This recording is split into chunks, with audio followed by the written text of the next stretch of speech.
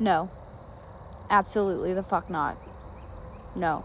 I don't accept the idea that you should sit down and shut up.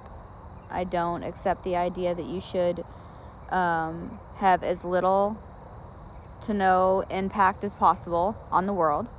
I don't accept the idea that you staying small, shrinking down, not having opinions, not having thoughts of your own, just trying to do literally as little as possible just to not disrupt other people, not to create a negative emotion in somebody else, that is the way to go. I don't think that idea serves you, and I don't think that that idea serves anybody else in any meaningful way. I don't think that this idea that humans are just this horrible cancer on the planet is a good theme that we should be playing into. As smoke from the fire is like in my eyeballs. Okay, I'm like by a fire, so I'm not crying. I mean, I might a little bit, but it's mostly just the smoke in my eyes. But here's the deal. It's like, you do have a reason to be here. Like, you're on purpose. Your existence is on purpose. Like, the creation of you was not a fuck up. It wasn't a mistake. It wasn't an accident. Like, you were born in the right way, in the right time, in the right place, in the right body. You're not just some mutation fuck up. You're worthy and you're good and you're important, and you get to go forth and, take this life that you've been given and multiply it and multiply it and multiply it and give birth to children and have families and leave legacies and create huge ripple effects and waves that will just go throughout centuries upon centuries upon centuries and be here far after you're gone. Sitting down and shutting up and just trying not to make a negative impact is not enough. I think that it starts there. I think that do no harm, try to do no harm is a good idea, but to go forward and try to create positive impact is a better one. I think we need to get focused on bigger problems. I think that we're all really not forced, I don't like that word forced, but positioned. I think that we are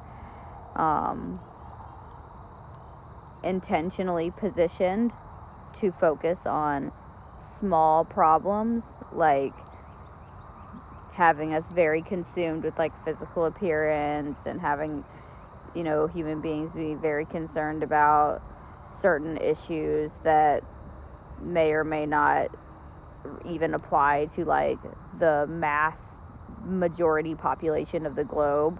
But it's a tactic and it's a tool to get your precious attention and energy to focus on something that isn't very important, so that you're not focused on the things that are very important, and so that you're meek and you're weak and you stay unaware of the actual important issues that are affecting the world at large.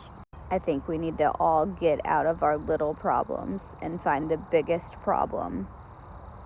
I know that's a lofty goal. That sounds wacky, right? Crazy for me to tell you to do that, right?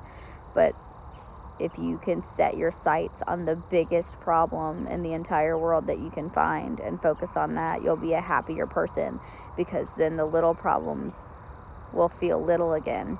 If you don't have a big problem to focus on, then you'll focus on the little ones really heavily, because we're ingrained, it's part of our nature to be problem solvers and to fix things and find solutions. So we are constantly seeking, a place to put that type of energy.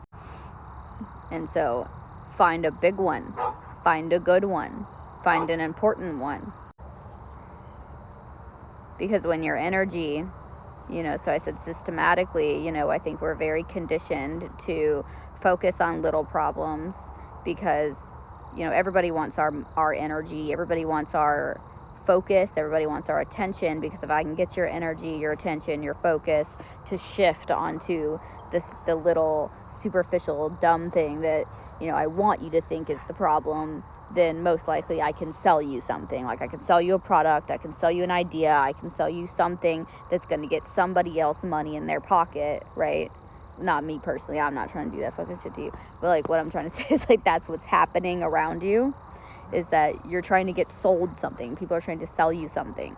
Be it like that being in alignment with their viewpoint or get their thing or their product or like whatever. So I want you to take your power back. That's my ask, my encouragement, my challenge for you today is to take your fucking power back by taking your energy back, by taking your attention back, by taking your focus back, by choosing intentionally where you want to put your focus instead. And that is going to be on your big problem. What's the big problem? What's the thing that's important to you that you actually think would matter a whole lot if it was different? We don't want to be these meek, weak, energetic beings that can just be pulled in any which direction that, society or marketing or, somebody else's agenda or plan or idea wants us to go in. We want to think for ourselves, and we want to be strong-minded. We want to be opinionated. We want to stand for something.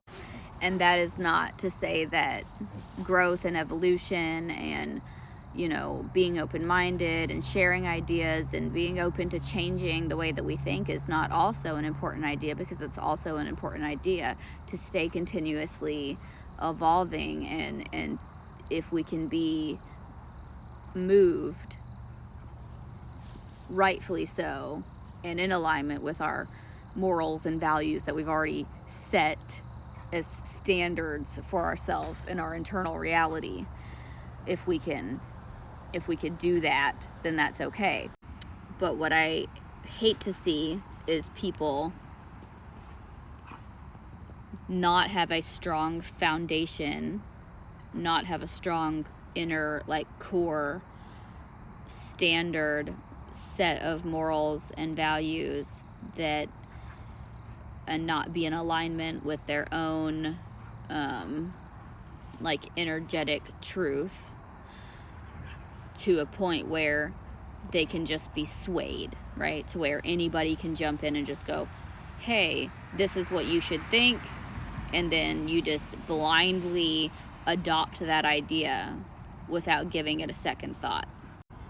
We shouldn't be blindly accepting any idea, not if everybody else on the entire planet thinks something. Like, if you feel in your entire being, if you think the opposite, it's okay to stand up for that way of thinking.